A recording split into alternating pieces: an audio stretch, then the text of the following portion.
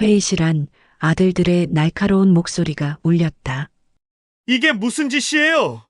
큰아들이 벌떡 일어서며 소리쳤다. 둘째 아들도 얼굴이 하얗게 질린 채 어머니를 노려봤다. 어머니가 우리를 속인 거잖아요. 참석자들의 시선이 모두 이정분에게 집중됐다. 57살 초라한 중년 여성이 회의실 한가운데 서 있었다. 속였다고? 이정분이 차분하게 되물었다. 떨리는 목소리를 억지로 가라앉혔다. 투자 제안을 받아들인 건 너희야. 그래도 이건 너무한 거 아니에요? 어머니가 우리한테 이럴 수가 있어요? 큰아들의 목소리가 떨렸다. 분노와 당황이 뒤섞인 표정이었다. 이정분의 눈가에 눈물이 맺혔다. 3년 만에 보는 아들들 앞에서 무너져 내리고 있었다. 하지만 그들은 몰랐다. 이 모든 것이 누구의 계획인지를. 사연 시작하기 전에 구독과 좋아요 부탁드립니다. 감사합니다. 안녕하세요. 저는 이정분입니다. 올해 57이죠. 새벽 5시 빌딩 앞 유리창에 비친 제 모습을 봤습니다. 낡은 작업복에 헝클어진 머리카락, 구부정한 어깨선이 그대로 드러나더군요. 그런데 예전엔 이 시간에 잠들곤 했었거든요. 호텔 라운지에서 늦은 술자리를 마치고 집에 돌아와서 말이에요. 저 사람 옛날에 사업가 부인이라던데. 지나가던 사람들 말소리가 들렸습니다. 아무래도 저를 아는 분들인가 봅니다. 그래서 고개를 더 숙이고 걸음을 재촉했죠. 청소 도구를 끌고 가는 바퀴 소리만 거리에 울렸습니다. 끼익끼익. 이 소리가 제 하루의 시작을 알리는 신호가 되었어요. 10년 전만 해도 상상도 못했던 일이었는데 말이죠. 첫 번째 건물에 도착했습니다. 여기서부터 10시간짜리 마라톤이 시작되는 거예요. 로비 바닥을 걸레질하면서 생각했습니다. 이 건물 사장실에서 남편과 비즈니스 얘기를 나누던 때가 있었거든요. 그때는 제가 이 바닥을 닦게 될 줄 몰랐죠. 계단을 오르내리며 각 층을 청소했습니다. 무릎이 시큰거리고 허리가 뻐근했어요. 그런데 이상하게 마음은 차분해지더군요. 그러니까 생각할 여유가 없으니까 오히려 편한 거죠. 점심시간이 되자 편의점에서 1,000원짜리 삼각김밥을 샀습니다. 건물 뒤편 계단에 앉아서 먹었어요. 예전엔 이 정도 돈으로 팁도 안 줬었는데 지금은 이게 제 하루 식비의 전부였습니다. 오후 내내 걸레를 빨고 또 빨았습니다. 손이 거칠어져서 예전 반지 자국만 하얗게 남았어요. 다이아몬드 반지가 있던 자리죠. 아들들이 가져간 것 중 하나였습니다. 어머니, 이런 건 저희가 보관하는 게 나을 것 같아요. 큰아들이 그렇게 말했거든요. 보관이라고 했지만 다시 돌려받을 일은 없을 거라는 걸 알고 있었습니다. 그래서 그냥 웃으며 넘겨줬죠. 저녁 6시가 되어서야 일이 끝났습니다. 몸이 파김치가 됐지만 그래도 오늘 하루치 일당은 벌었어요. 4만 원. 고시원 방세와 최소한의 생활비로 겨우 버틸 수 있는 돈이었습니다. 지하철역으로 향하는 길에 백화점 앞을 지났습니다. 쇼윈도에 비친 제 모습이 또 보이더군요. 구부정한 등, 낡은 신발, 거친 손. 그런데 이상하게 서글프기보다는 담담했어요. 아무래도 이제 익숙해진 모양입니다. 고시원에 도착해서 문을 열었습니다. 2평 남짓한 방이 제 전부였어요. 침대 하나, 작은 책상 하나, 그리고 벽에 걸린 가족 사진 한 장.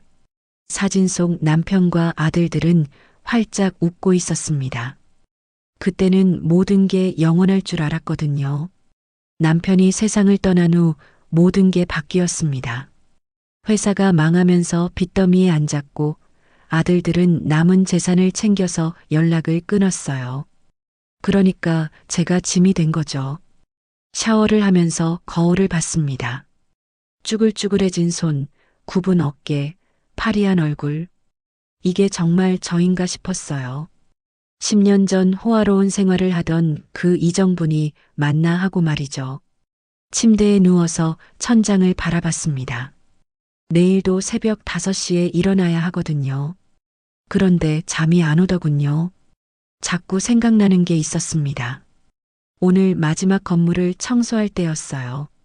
경비실에서 누군가 전화 통화를 하는 소리가 들렸거든요. 이정분이라고 하는 청소부 있잖아요. 그 사람 말이에요. 그 순간 심장이 쿵 했습니다. 무슨 얘기를 하는 건지 더 들어보고 싶었지만 발걸음을 멈출 수는 없었어요. 그래서 그냥 지나쳤습니다. 그런데 왜 제 이름이 나왔을까요? 누가 저에 대해 얘기하고 있는 걸까요? 좋은 일일 리는 없을 텐데 그래도 궁금하더군요. 시계를 봤습니다. 밤 11시. 내일 또 5시에 일어나야 하니까 자야 하는데 마음이 불안했어요. 뭔가 일어날 것 같은 기분이 들었거든요. 그러니까 이런 하루가 계속 반복될 줄 알았는데 뭔가 변화가 올 것 같은 예감이었습니다. 좋은 변화일지 나쁜 변화일지는 모르겠지만 말이죠. 문득 창밖을 봤습니다. 네온 사인이 깜빡이고 있었어요. 저도 모르게 한숨이 나왔습니다. 내일은 또 어떤 하루가 될까요? 다음 날도 새벽 5시였습니다. 어제와 똑같은 시간, 똑같은 일상이 시작됐어요. 세 번째 건물 화장실을 청소하고 있을 때였습니다. 핸드폰이 울렸거든요. 누가 이 시간에 전화를 하나 싶어서 화면을 봤는데 모르는 번호였어요. 그래서 무시하려다가 그냥 받았습니다. 여보세요. 혹시 이정분님 맞으시죠? 낯선 남자 목소리였어요. 정중하고 차분한 톤이었는데 뭔가 격식을 갖춘 느낌이었습니다. 네, 맞습니다만. 안녕하세요. 영신개발 총무팀 김 과장이라고 합니다. 고 한영호 대표님의 추천으로 채용이 결정됐다고 연락드리려고요. 그 순간 온몸이 얼어붙었습니다. 손에서 걸레가 떨어져 바닥에 떨어졌어요. 퍽 하는 소리가 화장실에 울렸습니다. 한영호. 제 남편 이름이었거든요. 죄송하지만 지금 뭐라고 하셨나요? 목소리가 떨렸습니다. 남편의 이름을 듣는 건 3년 만이었어요. 그것도 낯선 사람 입에서 말이죠. 한영호 대표님께서 생전에 이정분님을 추천해 주셨다고 하더라고요. 저희 회사 사무 업무 담당으로 말입니다. 핸드폰을 쥔 손이 덜덜 떨렸어요. 이게 무슨 일인지 도무지 이해가 안 됐거든요. 남편이 죽은 지 3년이 지났는데 갑자기 추천이라니요. 실례지만 언제 추천을 받으셨다는 건가요? 정확한 날짜는 모르겠지만 꽤 오래전이라고 들었습니다. 그런데 저희가 최근에 인력이 필요해져서 예전 추천서를 다시 검토하게 됐거든요. 말이 안 됐어요. 남편이 살아있을 때도 제가 일을 한 적은 없었습니다. 그런데 추천이라니 도대체 무슨 얘기인지 모르겠더군요. 혹시 잘못 연결된 건 아닌가요? 저는 지금 청소 일을 하고 있거든요. 아니에요. 이정분님 맞으시고 한영호 대표님 부인이셨죠? 그럼 맞습니다. 가슴이 쿵쾅거렸어요. 이런 일이 정말 있을 수 있는 건가 싶었거든요. 그런데 동시에 묘한 기대감도 들었습니다. 혹시 이게 제 인생에 찾아온 기회인 건 아닐까 하고 말이죠. 급여는 월 200만 원이고 오늘 오후에 면접 보러 오실 수 있나요? 200만 원. 지금 제가 한 달 벌어서 겨우 100만 원 조금 넘는데 2배가 넘는 돈이었어요. 그래서 잠시 말을 못했습니다. 계신가요? 아, 네. 그런데 면접이라고 하셨는데 이미 채용이 결정됐다고 하신 건 아닌가요? 형식적인 절차입니다. 오후 2시에 오시면 돼요. 주소 알려드릴게요. 주소를 받아 적으면서도 믿기지가 않았어요. 이런 일이 정말 일어나는 건지 말이죠. 그런데 왜 하필 지금일까요? 남편이 죽고 3년이 지난 시점에서요. 통화를 끊고 한참을 멍하니 서 있었습니다. 화장실 거울에 비친 제 얼굴이 창백해 보였어요. 기쁘다기보다는 당황스러운 기분이었거든요. 일을 마치고 고시원으로 돌아와서 옷을 갈아입었습니다. 정장이라고 할 만한 건 남편 장례식 때 입었던 검은 정장 하나뿐이었어요. 좀 낡았지만 그래도 그나마 나은 옷이었습니다. 거울 앞에서 머리를 정리하면서 생각했어요. 정말 이런 일이 있을 수 있는 건가? 남편이 저를 어디에 추천했다는 건지 그것도 모르게 말이죠. 영신개발이라는 회사 이름도 처음 들어봤습니다. 남편이 사업할 때 거래처 중에 그런 이름은 없었거든요. 그래서 더 이상했어요. 지하철을 타고 알려준 주소로 향했습니다. 가는 동안 계속 불안했어요. 혹시 사기는 아닐까, 아니면 잘못된 연락인 건 아닐까 하고 말이죠. 역에서 내려서 길을 찾아 걸었습니다. 좀 외진 곳이었어요. 주변에 오래된 건물들이 많았고 사람들도 별로 없었습니다. 드디어 그 주소에 도착했습니다. 낡은 3층짜리 건물이었어요. 외벽은 시멘트가 군데군데 떨어져 나갔고 페인트도 많이 벗겨져 있었습니다. 건물 입구에 작은 간판이 걸려 있었어요. 영신개발이라고 적혀 있었는데 글씨가 바래서 잘 보이지도 않았습니다. 이런 곳에서 월 200만 원을 준다고요? 뭔가 이상하다는 생각이 들었어요. 그래도 여기까지 왔으니까 들어가 봐야겠다고 생각했습니다. 건물 안으로 들어가니 어둡고 냄새가 났어요. 곰팡이 냄새 같은 게 났거든요. 엘리베이터는 없고 계단만 있었습니다. 2층으로 올라가 보니 복도가 좁고 어두웠어요. 형광등이 깜빡거리고 있었습니다. 이런 곳이 정말 회사인가 싶었거든요. 영신개발이라고 적힌 문을 찾았습니다. 문을 열고 들어가니 작은 사무실이었어요. 책상 몇 개와 낡은 소파가 전부였습니다. 안녕하세요. 이정분입니다. 아, 오셨군요. 김 과장입니다. 30대 중반쯤 되어 보이는 남자가 일어나서 인사했어요. 정장을 입고 있었지만 뭔가 어색한 느낌이었습니다. 앉으세요. 간단하게 얘기하고 끝낼게요. 소파에 앉으니 스프링이 푹 들어갔어요. 오랫동안 써서 낡은 소파였거든요. 일은 간단합니다. 서류 정리하고 전화 받고 그런 거예요. 그런데 주변을 둘러보니 전화기도 하나밖에 없었어요. 컴퓨터도 2대뿐이었고 서류라고 할 만한 것도 별로 보이지 않았습니다. 그런데 한영호 대표님이 언제 저를 추천하셨다고 하셨나요? 그건 정확히 모르겠고요. 사장님이 그렇게 얘기하시더라고요. 대답이 애매했어요. 뭔가 숨기는 게 있는 것 같았거든요. 사장님은 언제 뵐 수 있나요? 지금 출장 중이셔서 내일 오시면 뵐 수 있을 거예요. 이상했어요. 채용 면접인데 사장이 없다니 그것도 말이 안 됐습니다. 그럼 내일 다시 와야 하는 건가요? 아니에요. 오늘부터 출근하시면 됩니다. 서류는 나중에 작성하시고요. 너무 성급했어요. 보통 회사라면 이런 식으로 진행하지 않을 텐데 말이죠. 김 과장이라는 사람이 책상 서랍에서 열쇠 하나를 꺼냈어요. 이거 사무실 열쇠고 내일 아침 9시까지 출근하시면 됩니다. 열쇠를 받으면서도 계속 의심스러웠어요. 이런 식으로 일이 진행되는 게 정상인가 싶었거든요.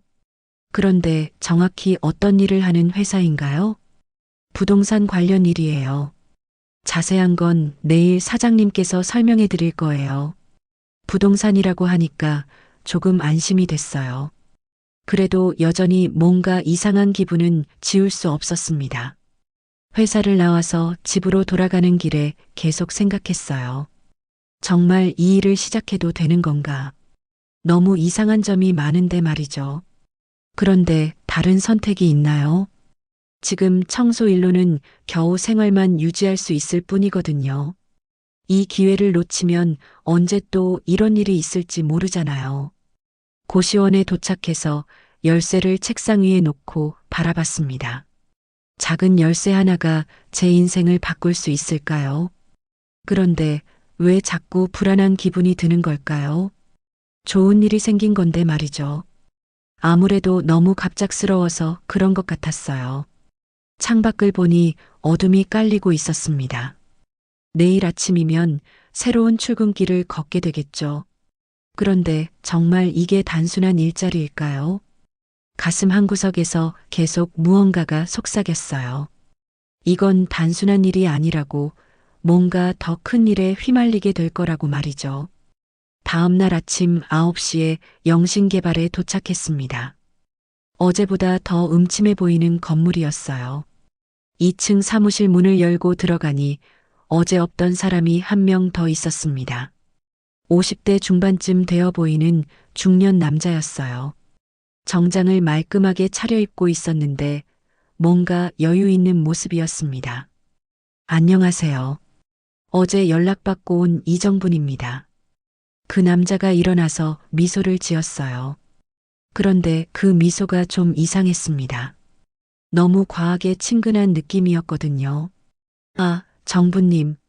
박도연입니다. 이 회사 대표죠. 박도연이라는 이름도 처음 들어봤어요. 남편이 살아있을 때 언급한 적이 없었거든요. 앉으세요. 차부터 한잔 하시고요. 어제 봤던 김 과장이 커피를 가져왔습니다. 그런데 분위기가 묘하게 어색했어요. 너무 정중하다고 해야 할까, 뭔가 부자연스러웠습니다. 한영우 형님 얘기 많이 들었어요. 정말 좋은 분이셨죠? 갑자기 남편 얘기가 나오니까 가슴이 철렁했습니다. 그런데 형님이라고 부르는 걸 보니 가까운 사이였나 봐요. 실례지만 제 남편과 어떤 관계셨나요? 저는 박 대표님 얘기를 들어본 적이 없어서요. 아, 그럴 수도 있죠. 형님이 사업 얘기는 집에서 잘 안 하셨을 테니까요. 그렇긴 했어요. 남편은 집에서 일 얘기를 거의 하지 않았거든요. 그래서 누구랑 어떤 일을 하는지 자세히 모르는 경우가 많았습니다. 형님이 돌아가시기 전에 꼭 당신을 모시라고 부탁했어요. 어려운 일 있으면 도와드리라고 하시더라고요. 정말인지 의심스러웠지만 남편다운 얘기이긴 했어요. 평소에도 저를 많이 걱정하셨거든요. 그런데 구체적으로 어떤 일을 하면 되나요? 간단해요. 서류 정리하고 전화 받고 그런 사무 업무죠. 어려운 건 없을 거예요. 박 대표가 사무실 안쪽을 가리켰어요.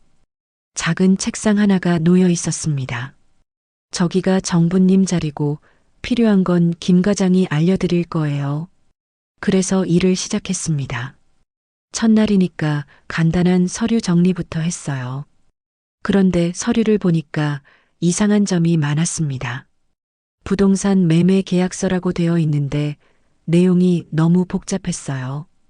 일반적인 부동산 거래와는 다른 것 같았거든요. 그래도 제가 부동산 전문가는 아니니까 그러려니 했습니다. 점심시간이 되었는데 박 대표와 김 과장은 어디론가 나갔어요. 저 혼자 사무실에 남게 됐습니다. 혼자 있으니까 좀 더 자세히 둘러볼 수 있었어요. 그런데 정말 이상했습니다. 회사라고 하기엔 너무 썰렁했거든요. 전화도 거의 안 왔고 손님도 없었어요. 그냥 박 대표 혼자서 매일 서류만 정리하는 것 같았습니다. 사무실 한쪽에 작은 금고가 있었어요. 문이 조금 열려 있어서 안이 보였는데 봉투 몇 개가 들어 있었습니다. 그 중에 하나에 적힌 글씨가 눈에 띄었어요. 한영우라고 적혀 있었거든요. 제 남편 이름이었습니다. 심장이 빨리 뛰었어요. 왜 남편 이름이 적힌 봉투가 여기 있는 걸까요? 그 안에는 뭐가 들어 있는 걸까요? 가까이 가서 보고 싶었지만 함부로 건드릴 수는 없었어요. 남의 회사 금고니까 말이죠. 그때 문이 열리면서 박 대표가 들어왔습니다. 제가 금고 쪽을 보고 있는 걸 보더니 표정이 살짝 굳어졌어요. 금고에 뭐 보실 게 있나요? 아, 아니에요. 그냥 사무실 구경을 하고 있었어요. 그렇군요. 그런데 저기는 중요한 서류들이 있어서 함부로 건드리면 안 돼요. 말투가 살짝 차가워졌어요. 아까와는 다른 느낌이었습니다. 당연히 안 건드려요.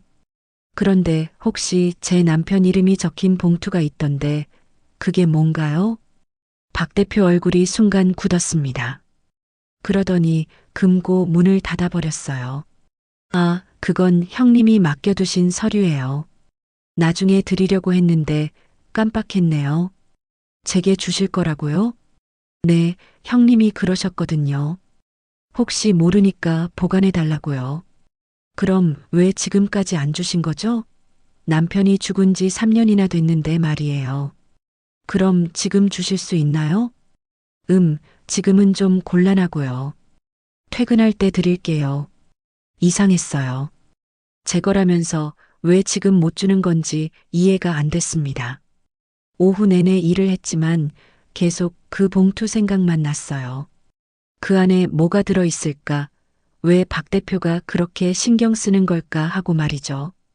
퇴근 시간이 되자 박 대표가 다가왔습니다. 정부님, 오늘 수고하셨어요.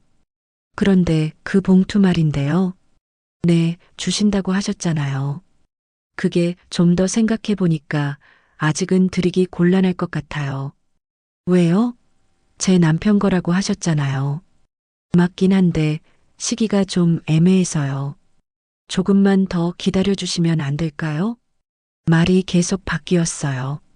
처음에는 깜빡했다고 하더니 이제는 시기가 애매하다고 하고 말이죠. 도대체 그 안에 뭐가 들어있는 건가요? 별거 아니에요. 그냥 형님이 개인적으로 쓰시던 메모 같은 거예요. 메모라면 왜 이렇게 신경 쓰는 건지 모르겠어요. 뭔가 숨기고 있다는 느낌이 강하게 들었습니다. 저는 제 남편 것이라면 받을 권리가 있는 것 아닌가요? 물론이죠. 다만 지금은 좀 복잡한 상황이라서요. 복잡한 상황이라니 무슨 얘기인지 전혀 모르겠어요. 복잡하다는 게 무슨 뜻인가요? 박 대표가 잠시 망설이더니 말했습니다. 사실은 그 봉투와 관련해서 좀 민감한 문제가 있어요. 지금 처리 중인 일이라서요. 민감한 문제라니 더욱 의심스러웠어요. 제 남편이 도대체 무슨 일에 연루됐다는 건지 말이죠.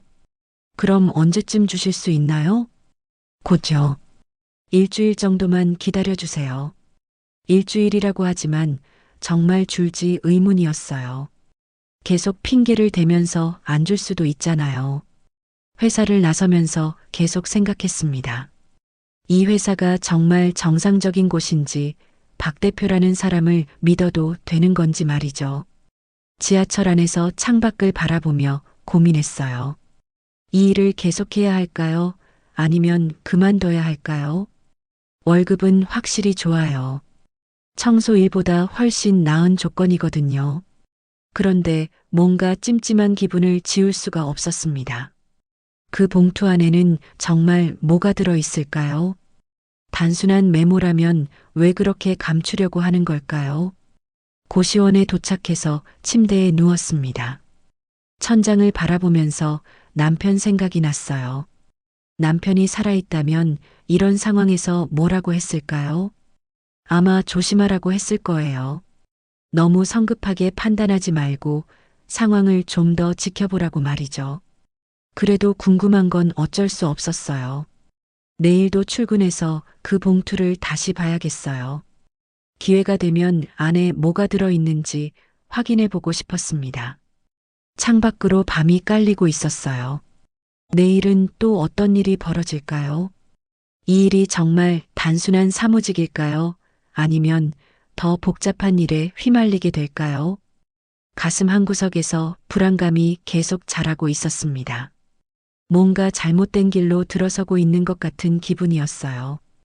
다음 날 출근했을 때 분위기가 달랐습니다.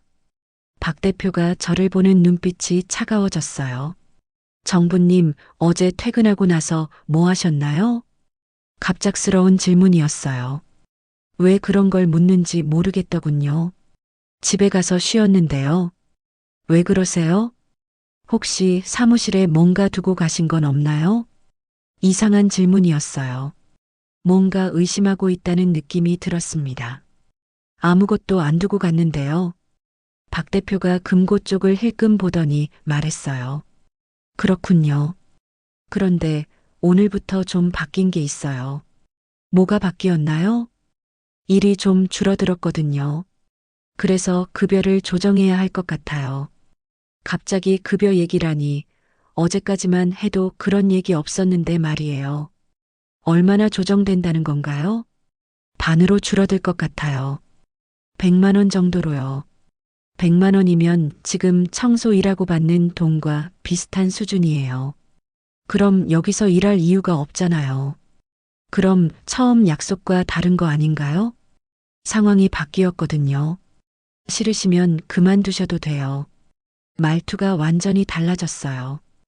어제까지 그렇게 친절하던 사람이 갑자기 이렇게 냉정해질 수가 있나 싶었습니다. 이해가 안 가는데요. 갑자기 왜 이러시는 거예요? 사업이 어려워졌어요. 어쩔 수 없는 일이죠. 거짓말 같았어요. 하루 만에 사업이 어려워질 리가 없잖아요. 분명 다른 이유가 있을 거예요. 점심시간이 되자 박 대표와 김 과장이 또 나갔어요. 저 혼자 사무실에 남게 됐습니다. 그때 결심했어요. 그 봉투를 확인해 봐야겠다고 말이죠. 뭔가 숨기고 있는 게 분명하니까요. 금고 문이 살짝 열려 있었어요. 어제처럼 봉투들이 보였습니다. 그 중에서 남편 이름이 적힌 봉투를 조심스럽게 꺼냈어요. 손이 떨렸습니다.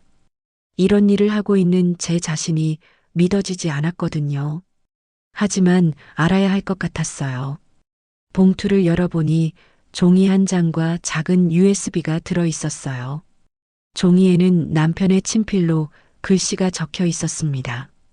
정분에게 모든 것을 맡긴다. 남편 글씨가 맞았어요. 그 특유의 날카로운 필체였거든요. 그런데 모든 것을 맡긴다니 무슨 뜻인지 모르겠더군요. USB를 컴퓨터에 넣어봤습니다. 파일이 하나 있었어요. 동영상 파일이었습니다. 재생 버튼을 눌렀어요. 그러자 화면에 남편 얼굴이 나타났습니다. 순간 숨이 막혔어요. 3년 만에 보는 남편 모습이었거든요. 살아있을 때 마지막 모습과 똑같았습니다. 정분아. 남편 목소리였어요. 그 목소리를 듣는 순간 눈물이 터져 나왔습니다. 내가 이 영상을 남기는 건 혹시 모를 일에 대비해서야. 만약 내가 세상을 떠나면 너는 분명 버림받을 거야. 정확한 예언이었어요. 아들들이 그랬으니까요. 그때 이 회사로 가면 내가 진짜 주인이야. 박도연은 내가 믿고 맡긴 사람이고 이 회사는 사실 너 명의로 되어 있어. 무슨 말인지 이해가 안 됐어요. 제 명의로 된 회사라니 그런 건 들어본 적이 없거든요. 서류는 김 변호사 사무실에 있고 내가 죽으면 자동으로 너에게 넘어가게 되어 있어. 박도연이 알려줄 거야. 그런데 박 대표는 그런 얘기를 한 번도 안 했어요. 오히려 저를 내쫓으려고 하고 있잖아요. 정분아, 미안해. 살아있을 때 더 잘해주지 못해서. 이제라도 내가 편안하게 살 수 있으면 좋겠어. 남편 목소리가 떨리고 있었어요. 마지막 말을 할 때는 거의 울먹이는 것 같았습니다. 사랑해, 정분아. 꼭 행복하게 살아. 영상이 끝났어요. 화면이 검게 변하자 저도 모르게 흐느끼고 있었습니다. 남편이 저를 위해서 이런 준비를 해뒀다니 전혀 몰랐어요. 그런데 왜 박 대표는 이런 얘기를 안 해준 건지 모르겠더군요. 그때 문이 열리는 소리가 들렸어요. 박 대표가 돌아온 거예요. 황급히 USB를 빼고 봉투를 다시 금고에 넣었습니다. 뭐 하세요? 박 대표가 날카로운 목소리로 물었어요. 제가 금고 앞에 서 있는 걸 본 거죠.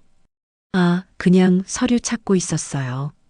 거기는 건드리지 말라고 했잖아요. 죄송해요. 자리로 돌아갔지만 가슴이 쿵쾅거렸어요.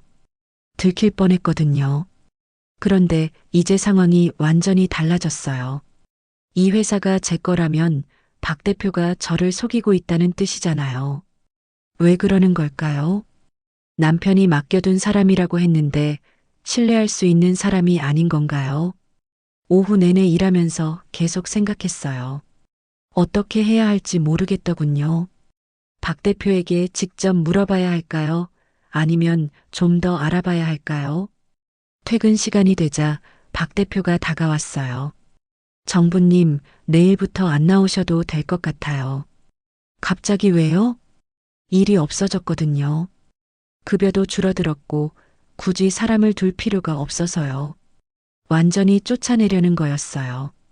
제가 뭔가 알았다는 걸 눈치챈 건지도 모르겠더군요. 그럼 오늘까지만 일하는 건가요?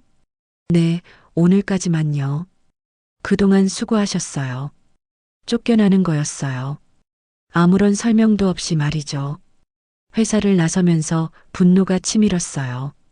남편이 저를 위해 준비해 둔 건데 박 대표가 가로채려고 하는 거잖아요. 지하철에서 생각했어요. 이대로 당하고만 있을 수는 없어요. 뭔가 해야 해요. 남편 영상에서 김 변호사 얘기를 했으니까 그분을 찾아가 봐야겠어요. 정확한 상황을 알아야 대처할 수 있을 테니까요. 고시원에 도착해서 USB를 다시 봤어요. 남편 얼굴이 화면에 나타나자 또 눈물이 났습니다. 미안해, 여보. 내가 너무 늦게 알았어. 화면 속 남편에게 중얼거렸어요. 이제라도 알았으니까 포기하지 않을 거라고, 꼭 되찾을 거라고 말이에요. 거울 앞에 서서 제 얼굴을 봤어요. 며칠 전과는 다른 눈빛이었습니다. 더 이상 당하고만 있지 않겠다는 결심이 서 있었어요. 내일부터 김 변호사를 찾아봐야겠어요. 그리고 이 회사가 정말 제 것인지 확인해 봐야죠. 박도연이라는 사람이 왜 저를 속이려고 하는지도 알아내야 해요. 남편이 믿고 맡긴 사람이라고 했는데 정말 그런 건지 의심스러우니까요. 창밖을 보니 밤이 깊어가고 있었어요. 내일부터는 정말 다른 하루가 시작될 거예요. 더 이상 당하고만 살지 않을 거예요. 남편이 저를 위해 준비해 둔 것을 되찾을 거예요. 그게 남편에 대한 예의이고 저 자신에 대한 예의니까요. 다음 날 아침 박 대표에게서 갑작스럽게 전화가 왔습니다. 정부님, 사무실로 한번 와주시겠어요? 중요한 얘기가 있어서요. 어제 해고했으면서 갑자기 왜 부르는 건지 이상했어요. 그래도 가봐야겠다고 생각했습니다. 사무실에 도착하니 박 대표가 금고 앞에 서 있었어요. 어제와는 완전히 다른 표정이었습니다. 진지하고 무거운 느낌이었거든요. 앉으세요. 어제는 죄송했어요. 갑자기 사과부터 하더군요. 뭔가 마음을 바꾼 것 같았어요. 사실 형님이 남기신 게 하나 더 있습니다. 박 대표가 금고에서 통장 하나를 꺼냈어요. 낡은 통장이었는데 겉표지에 영신개발이라고 적혀 있었습니다. 이 회사 명의로 된 비자금이 있어요. 10억 원이요. 10억이라는 숫자가 귀에 들어오지 않았어요. 너무 큰 금액이라서 실감이 나지 않았거든요. 형님 말씀으론 그 돈으로 진짜 주인을 찾아가라 하셨습니다. 통장을 받아들고 첫 장을 넘겼어요. 정말로 10억 원이 들어 있었습니다. 손이 떨렸어요. 이게 정말 제 거라고요? 네, 형님이 그렇게 준비해 두셨어요. 갑자기 모든 게 이해됐어요. 남편이 왜 이런 준비를 해뒀는지, 왜 제 이름으로 회사를 만들어뒀는지 말이죠. 남편이 살아있을 때를 떠올려 봤습니다. 그때는 몰랐지만 지금 생각해보니 이상한 점들이 많았어요. 아들들이 사업 얘기를 할 때마다 남편 표정이 어두워졌거든요. 그리고 혼자 있을 때 자주 한숨을 쉬셨어요. 아버지, 요즘 힘드세요? 그때 제가 물어봤을 때 남편이 뭐라고 답했는지 기억났습니다. 정부나 사람은 죽기 전에 자기 주변을 정리해야 해. 특히 가족들이 어떤 사람인지 알고 가야 하고, 그때는 무슨 뜻인지 몰랐어요. 그냥 나이 들어서 하는 말인 줄 알았거든요. 그런데 지금 보니 남편이 이미 다 알고 있었던 거예요. 아들들이 어떤 선택을 할지, 제가 어떤 상황에 놓일지 말이죠. 박 대표가 말을 이었습니다. 형님께서 마지막에 하신 말씀이 있어요. 정부님이 힘들어할 때까지 기다리라고 하셨거든요. 힘들어할 때까지요? 네, 정말 절망스러워할 때 알려드리라고 하셨어요. 그래야 이 돈의 소중함을 알 거라고요. 남편다운 생각이었어요. 평소에도 고생 없이 얻은 건 소중히 여기지 않는다고 하셨거든요. 통장을 들여다보면서 눈물이 났습니다. 남편이 얼마나 저를 걱정했을지 생각하니까 가슴이 아팠어요. 3년 동안 고생하면서 원망도 많이 했거든요. 왜 아무것도 준비해두지 않았을까? 왜 저만 이렇게 버려졌을까 하고 말이죠. 그런데 사실은 모든 걸 준비해두신 거였어요. 제가 정말 힘들어질 때까지 기다려달라고 하면서요. 그럼 처음부터 이걸 주실 수 있었던 거네요? 네, 하지만 형님 유언이었으니까요. 박 대표도 어쩔 수 없었던 거였어요. 남편의 마지막 부탁을 지켜야 했으니까요. 사무실을 둘러봤어요. 이 모든 게 제 거라니 아직도 믿어지지 않았습니다. 10억이면 남은 인생을 편안하게 살 수 있는 돈이에요. 더 이상 청소 일을 하지 않아도 되고 고시원에서 나올 수도 있어요. 그런데 왜 마음이 복잡한 걸까요? 기뻐해야 할 텐데 뭔가 서글픈 기분이 더 컸어요. 남편이 저를 위해서 이렇게까지 준비해뒀다는 게 고마우면서도 안타까웠어요. 살아있을 때 더 많은 얘기를 나눴으면 좋았을 텐데 말이죠. 형님이 마지막에 하신 말씀이 하나 더 있어요. 박 대표가 조심스럽게 말했어요. 뭐라고 하셨나요? 정분이가 이 돈을 받으면 이제 진짜 자기 인생을 살라고 하셨어요. 진짜 제 인생이라니 지금까지는 제 인생이 아니었다는 뜻인가요? 그런 것 같기도 했어요. 결혼하고 나서는 남편 뒷바라지만 하다가 남편이 죽고 나서는 생존만 하다가 말이죠. 정말 제가 원하는 삶이 뭔지 생각해 본 적이 없었어요. 통장을 가슴에 안고 남편 얼굴을 떠올렸습니다. 마지막까지 저를 생각해 주신 분이었어요. 이제 남편의 마지막 선물을 받았으니까 정말 제 인생을 살아봐야겠어요. 남편이 바라던 대로 말이죠. 통장을 받고 나서 첫 번째로 한 일은 변호사를 찾아가는 것이었습니다. 남편 영상에서 언급했던 김 변호사 사무실이었어요. 이정부님 기다리고 있었습니다. 김 변호사는 50대 후반의 차분한 분이었어요. 남편과 오랫동안 일해온 분이라고 하더군요.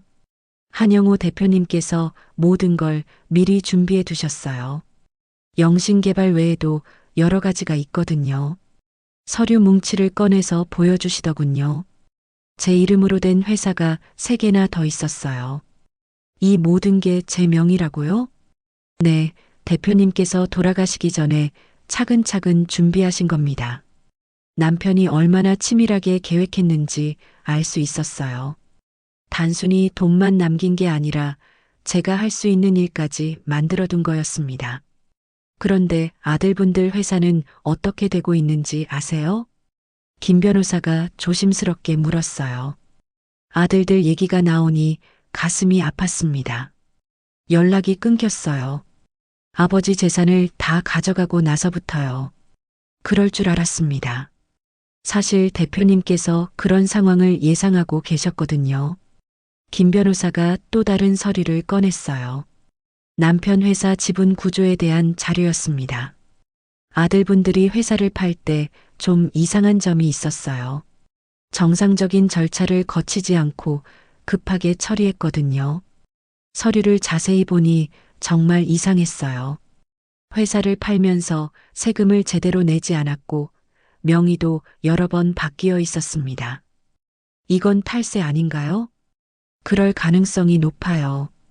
그리고 원래 지분 구조를 보면 실제로는 대표님 부인인 당신이 대주주였어야 합니다. 무슨 뜻인지 이해가 안 갔어요. 제가 대주주라니 그런 얘기는 들어본 적이 없거든요. 남편이 제 몰래 그런 걸 해뒀다는 건가요? 네, 법적으로는 당신이 회사의 진짜 주인이었어요. 아들분들이 가져간 건 사실 불법이었을 수도 있습니다. 충격적인 얘기였어요. 그럼 지금이라도 되찾을 수 있다는 뜻인가요? 지금 아들분들이 새로 세운 회사가 있죠? 그 회사에 문제가 생겼다고 들었어요. 김 변호사가 최근 자료를 보여줬어요. 큰아들과 둘째 아들이 함께 세운 회사였는데 자금난에 시달리고 있다고 했습니다. 투자자를 찾고 있거든요. 아무래도 급한 상황인 것 같아요. 그 순간 머릿속에서 계획이 떠올랐어요. 남편이 남겨준 돈을 활용해서 아들들 회사에 투자하는 거였습니다. 익명으로 투자할 수 있나요? 물론이죠. 대리인을 통해서 하면 됩니다. 김 변호사가 미소를 지었어요. 제가 무슨 생각을 하는지 눈치챈 것 같았습니다. 그날부터 계획을 세웠어요. 우선 아들들 회사 상황을 자세히 조사했습니다. 생각보다 상황이 심각했어요. 사업이 잘 안 되면서 빚이 많이 쌓였고 당장 돈이 없으면 망할 상황이었거든요. 그래서 투자자를 간절히 찾고 있었습니다. 김 변호사를 통해 익명의 투자자로 접촉했어요. 조건은 간단했습니다. 5억 원을 투자하는 대신 회사 지분 51%를 달라는 거였어요. 아들들은 고민할 여지가 없었을 거예요. 당장 돈이 없으면 회사가 망하는 상황이었으니까요. 계약 날짜가 정해졌습니다. 강남의 한 사무실에서 만나기로 했어요. 그날 아침 거울 앞에서 옷을 골랐습니다. 검은색 정장에 진주 목걸이를 했어요. 남편 장례식 때 입었던 옷이었지만 오늘은 다른 의미였습니다. 사무실에 먼저 도착해서 기다렸어요. 3년 만에 아들들을 보게 되는 거였습니다. 문이 열리면서 큰아들과 둘째 아들이 들어왔어요. 예전보다 많이 야위어 보였습니다. 사업이 힘들어서 그런가 봐요. 뒤이어 김 변호사가 들어왔어요. 아들들은 저를 못 봤습니다. 다른 방에 숨어 있었거든요. 안녕하세요. 투자건으로 연락드린 김 변호사입니다. 네, 안녕하세요. 한민수입니다. 큰아들 목소리였어요. 3년 만에 듣는 목소리였지만 여전히 차가웠습니다. 한민철입니다. 둘째 아들도 인사했어요. 둘 다 정장을 입고 있었지만 뭔가 초라해 보였습니다. 투자자분은 언제 오시나요? 아, 이미 와 계셔요. 잠시만 기다려주세요. 김 변호사가 저에게 신호를 줬어요. 이제 나갈 때였습니다. 심호흡을 하고 방문을 열었어요. 아들들 얼굴에 충격이 스쳐갔습니다. 어머니? 큰아들이 믿기지 않는다는 표정으로 말했어요. 안녕하세요. 차분하게 인사했습니다. 감정을 드러내지 않으려고 노력했어요. 어머니가 왜 여기 계세요? 둘째 아들도 당황한 목소리로 물었어요. 투자자가 바로 저예요. 그 순간 아들들 얼굴이 창백해졌습니다. 상황을 이해하기 시작한 거죠. 어머니가 투자자라고요? 네, 5억 원 투자하는 대신 지분 51%를 받기로 했어요. 서류를 테이블 위에 놓았어요. 이미 준비된 계약서였습니다. 이건 말이 안 돼요. 어머니가 어디서 그런 돈을. 아버지가 남겨주신 돈이에요. 아들들이 할 말을 잃었어요. 자신들이 모든 걸 가져갔다고 생각했는데 따로 준비된 돈이 있었다는 사실에 충격받은 거죠. 사인하시겠어요? 아니면 다른 투자자를 찾으시겠어요? 선택권을 줬어요. 하지만 실제로는 선택의 여지가 없다는 걸 아들들도 알고 있었습니다. 큰아들이 떨리는 손으로 펜을 들었어요. 그리고 서류에 사인했습니다. 둘째 아들도 따라서 사인했어요. 계약이 성사됐습니다. 이제 아들들이 세운 회사의 대주주는 저였어요. 앞으로 잘 부탁드려요. 일어서면서 말했어요. 아들들은 아직도 멍한 표정이었습니다. 사무실을 나서면서 뒤돌아봤어요. 아들들이 서로 바라보며 말을 못하고 있었습니다. 이제 시작이었어요. 남편이 남겨준 기회를 제대로 활용할 때였습니다. 주주총회 날이 다가왔습니다.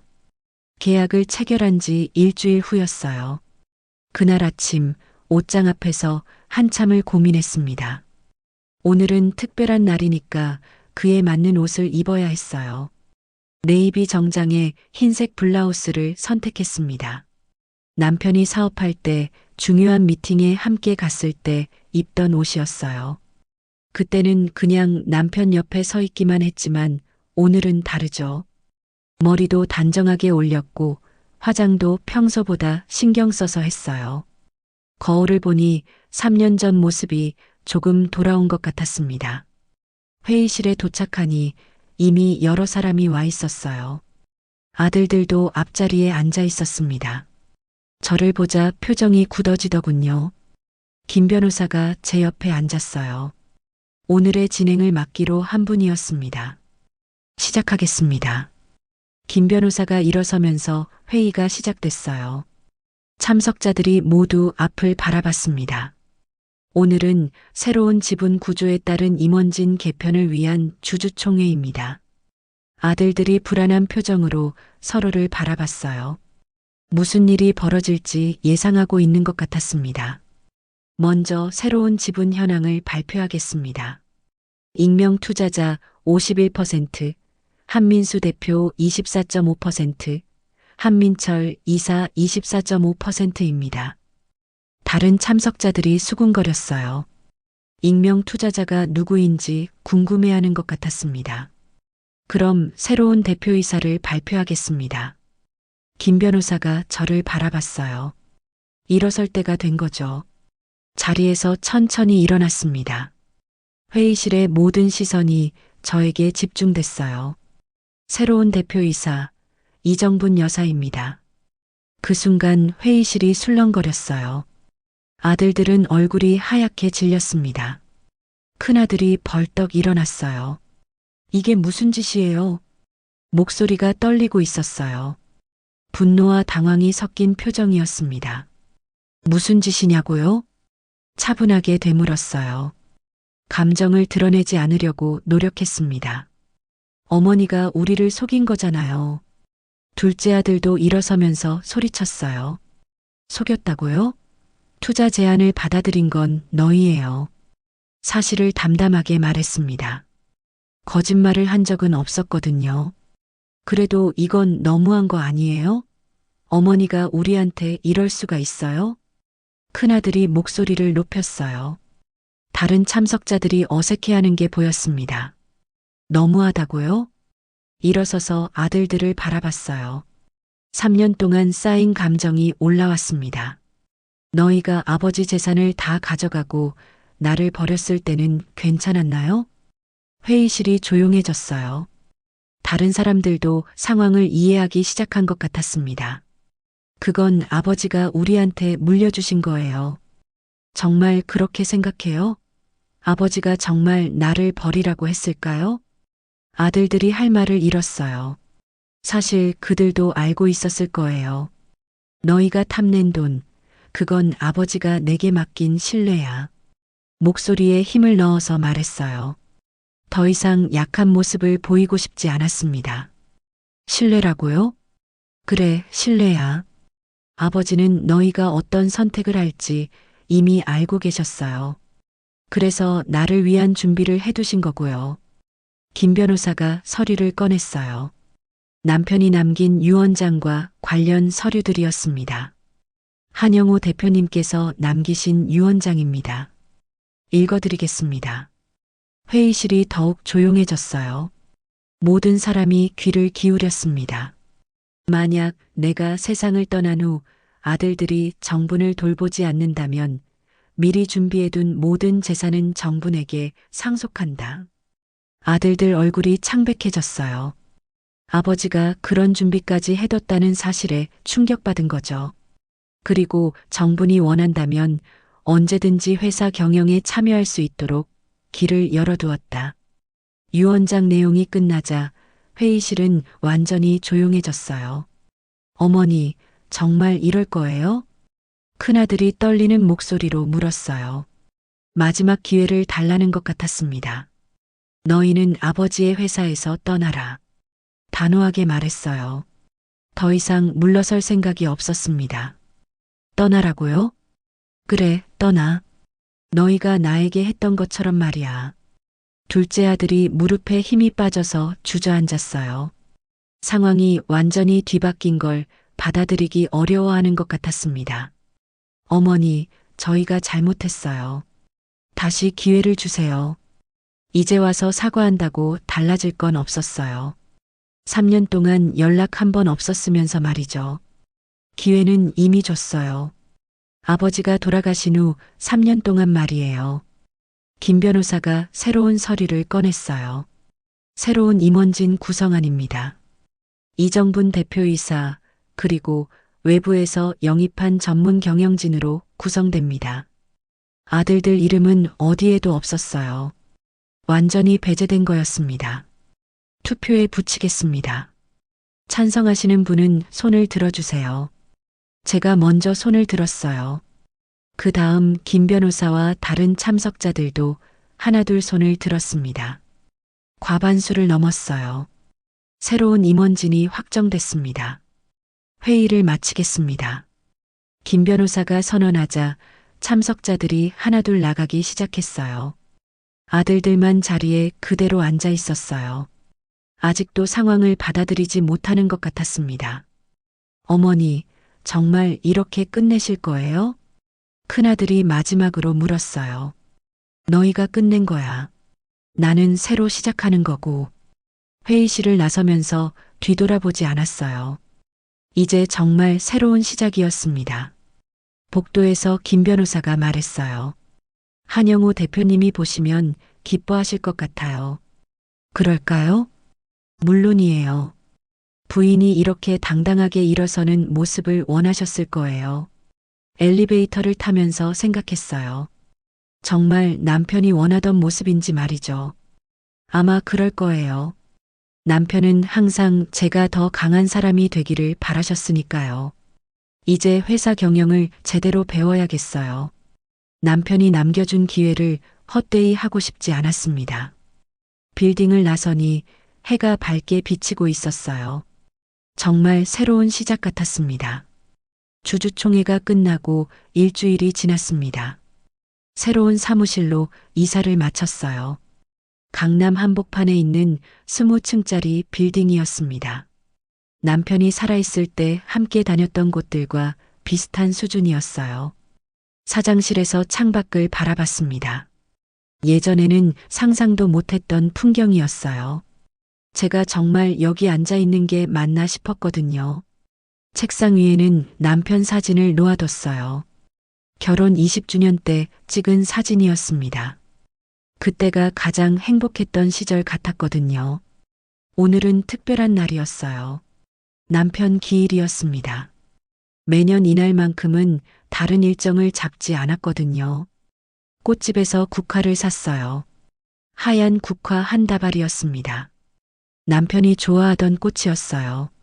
집에 도착해서 남편 영정 앞에 국화를 올렸습니다. 향도 피우고 차례상도 간단하게 차렸어요.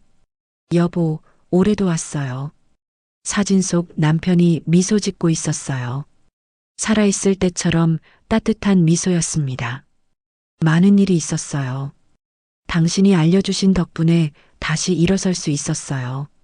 눈물이 날 것 같았지만 참았어요. 더 이상 울고 싶지 않았거든요. 당신 말대로 나 이제 울지 않아요. 당신이 만들어준 길로 다시 걸을게요. 남편 사진을 보면서 지난 일들을 떠올렸어요. 힘들었던 시간도 있었지만 그 덕분에 더 강해진 것 같았습니다. 어제 중요한 결정을 했어요. 회사를 사회공헌재단으로 전환하기로 한 거였습니다. 혼자 쓰기에는 너무 큰 돈이었어요. 남편도 그런 걸 원하지 않았을 거라고 생각했습니다. 어려운 사람들을 돕는 일에 쓰면 남편도 기뻐할 거라고 생각했어요. 평소에 그런 얘기를 자주 하셨거든요. 오후에는 특별한 곳에 가려고 했어요. 제가 청소 일을 하던 빌딩이었습니다. 그 빌딩 앞에 도착하니 감회가 새로웠어요. 몇 달 전만 해도 이 앞에서 걸레를 끌고 다녔는데 말이죠. 경비실 아저씨가 저를 알아봤어요. 어머, 정부님 아니세요? 요즘 어떻게 지내세요? 안녕하세요. 잘 지내고 있어요. 청소 일은 그만두셨나 봐요? 좋은 일이 생기셨나요? 네, 좋은 일이 생겼어요. 자세한 얘기는 하지 않았어요. 믿지 못할 수도 있으니까요. 엘리베이터를 타고 옥상으로 올라갔어요. 청소할 때 가끔 쉬러 올라오던 곳이었습니다. 옥상에서 하늘을 바라봤어요. 구름이 천천히 흘러가고 있었습니다. 여보, 보이세요? 여기가 제가 가장 힘들 때 올라오던 곳이에요. 바람이 불어와서 머리카락이 흩날렸어요. 시원한 바람이었습니다. 그때는 정말 절망적이었어요. 앞으로 어떻게 살아야 할지 몰랐거든요. 그 시절을 떠올리니 다시 눈물이 날 것 같았어요. 하지만 이번에는 슬픈 눈물이 아니었습니다.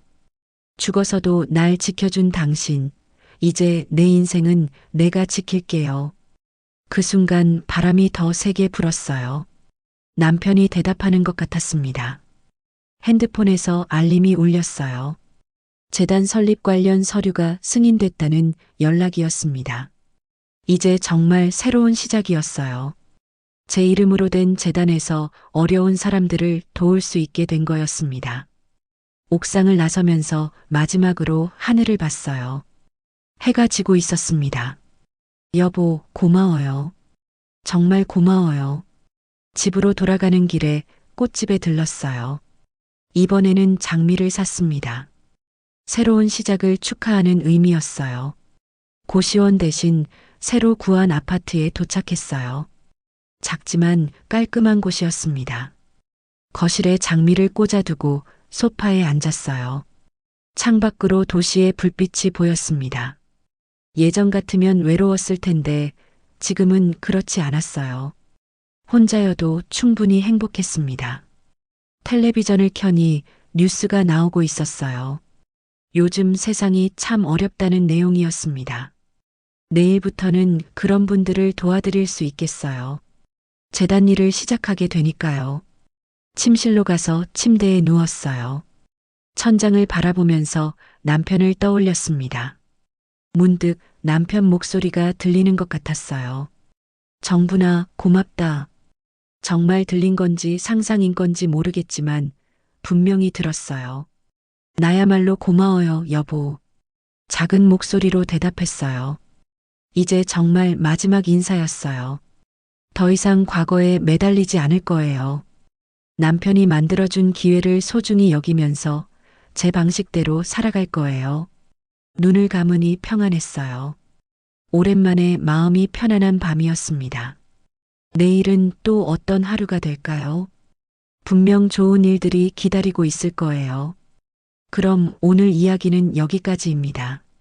영상을 시청해주신 모든 분들께 고맙습니다. 구독과 좋아요 부탁드립니다. 감사합니다. 건강하시고 행복하세요.